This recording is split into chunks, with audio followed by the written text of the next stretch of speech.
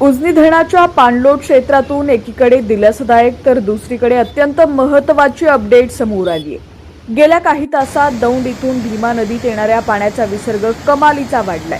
रात्रीतून झालेल्या बदलामुळे सध्या दौंड इथून तब्बल 1,31,262 क्युसेक वेगानं पाणी उजनीच्या दिशेनं झेपावतंय। दरम्यान दुसरी महत्त्वाची अपडेट म्हणजे पुणे जिल्ह्यातील खडकवासला धरणातून भीमा नदीत सोडण्यात येणारा विसर्ग आता पूर्णपणे बंद करण्यात आलाय।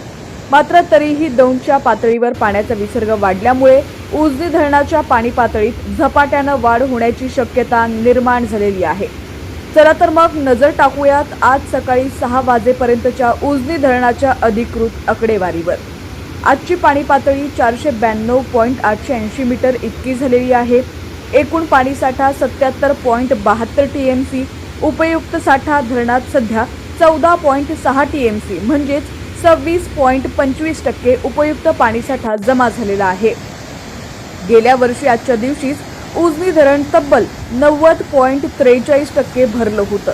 त्या तुलनेत यंदा धरणाची टक्केवारी कमी असली तरीही दौंडवरून येणारा 1,31,000 क्युसेकचा हा अवाढव्य विसर्ग पाहता आगामी काही दिवसात उजनी धरणाची टक्केवारी अत्यंत वेगानं वाढणार हे आता स्पष्ट झालंय। सध्या धरणातून होणारा सर्व प्रकारचा विसर्ग पूर्णपणे बंद आहे। मुख्य कालवा, बोगदा, सीनामाळा उपसा सिंचन योजना आणि धरणाचे दरवाजे सध्या पूर्णपणे बंद असून येणारे सर्व पाणी धरणात साठवलं जातंय। प्रशासनानं नदीकाठच्या गावांना सतर्कतेचा इशारा दिलाय।